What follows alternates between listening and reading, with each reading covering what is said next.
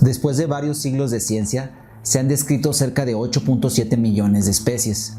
Todas estas están acomodadas en distintos grupos según su relación evolutiva, desde especies dentro de familias a reinos, que a su vez están organizados en dominios. Pero algo muy irónico es que no haya un acuerdo definitorio de qué es una especie. A lo que me refiero es que creemos entender que la especie puede ser un conjunto de individuos que tienen algo en común. Pero ¿dónde exactamente está la especie entre el mar de individuos? No hay consenso de dónde termina una especie y comienza otra. Hay una conceptualización de que las especies existen. Desde que el humano comenzó a interactuar con otros seres vivos, les fue dando nombre según el uso que les daba o según la forma que veía en ellos. Esta cuestión siempre ha existido en la ciencia, pero no fue hasta hace más o menos 80 años que comenzó a verse como un pendiente a aclarar. Y durante este tiempo han surgido muchas formas de definir qué es la especie. ¿Qué caso tiene esto?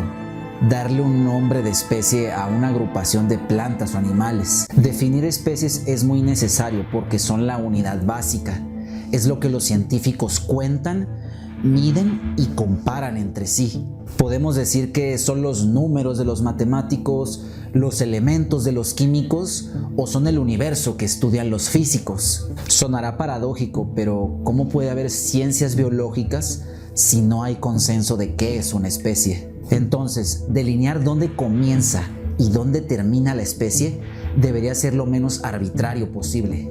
Entendemos que un individuo es un arreglo de células y órganos. Son estas características las que permiten relacionar a los individuos unos con otros y buscar quiénes son parientes cercanos. La forma de cómo se relacionan los individuos va a radicar en qué parte de ellos estemos comparando. Si agrupamos según la presencia de alas, estaríamos pensando que insectos voladores, murciélagos, pterosaurios y aves pertenecen al mismo grupo. Todos estos tienen alas. ¿O qué tal si decidimos agrupar en función de la presencia de dientes? Estaríamos pensando que murciélagos y pterosaurios son lo mismo, mientras aves e insectos pertenecen a otra especie. En realidad, estos animales no son parientes cercanos.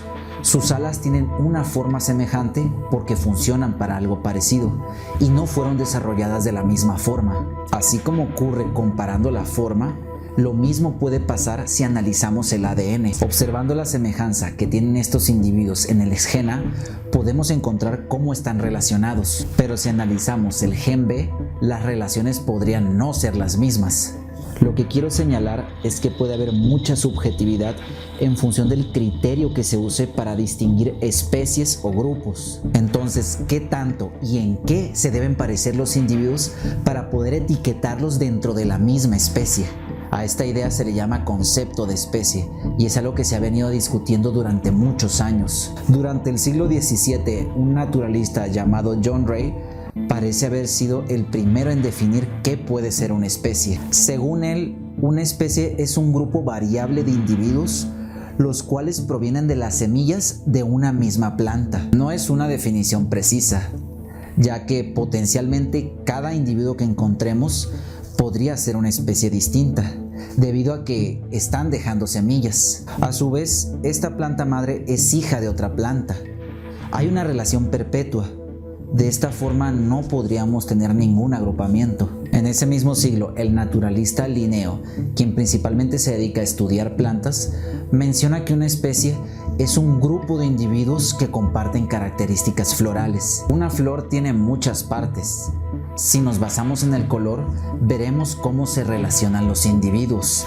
Pero si nos basamos en la forma de los pétalos, la relación podría ser distinta, lo cual es igualmente arbitrario, aunque Linneo se refiere particularmente a las partes sexuales de la flor, los granos de polen, el ovario, el estigma, las anteras. Básicamente él señala que la especie es un sistema sexual, lo cual permitió que esta idea trascendiera bastante, ya que en algunos casos aún se usa este criterio para distinguir especies en plantas, debido a que la variación de las características sexuales parece estar vinculada a las relaciones evolutivas entre especies. Fue Linneo quien tuvo esta perspectiva, de que a pesar de la gran variación entre individuos, puede haber partes que no cambian, las cuales pueden funcionar para relacionar a los individuos en una misma especie. El botánico de Candolle consideró que la especie es un grupo de individuos semejantes, los cuales se reproducen y dejan descendencia fértil, es decir, que solo se considerará de la misma especie a individuos que puedan reproducirse entre sí.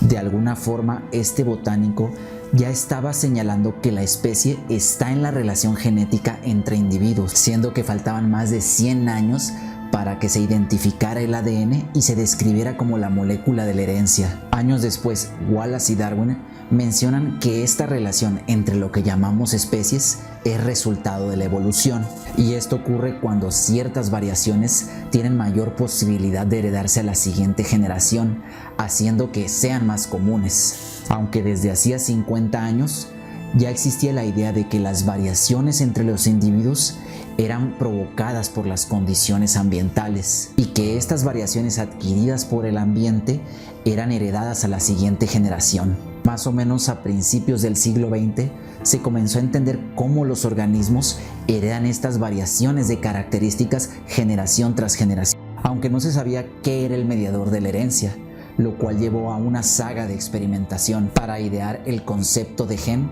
la descripción de los cromosomas y buscar la molécula de la herencia.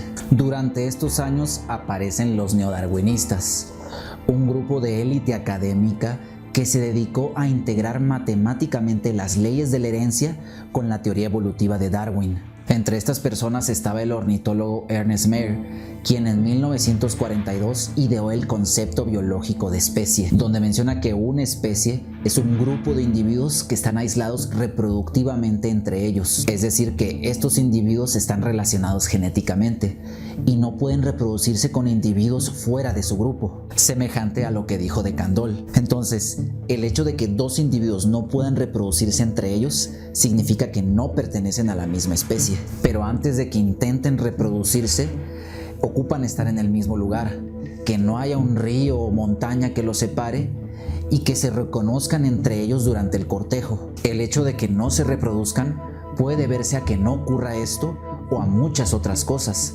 no necesariamente a que no pertenezcan a la misma especie. Quizás tienen la posibilidad de reproducirse, pero simplemente están en islas separadas. También, ¿qué diríamos de las especies que no requieren de dos individuos para reproducirse? Las bacterias que se reproducen asexualmente. ¿Dónde empezaría y terminaría la especie si no podemos saber quién se puede reproducir con quién? Debido a que el aislamiento reproductivo no puede diagnosticarse en todos los casos, comenzaron a desarrollarse otros conceptos de especie.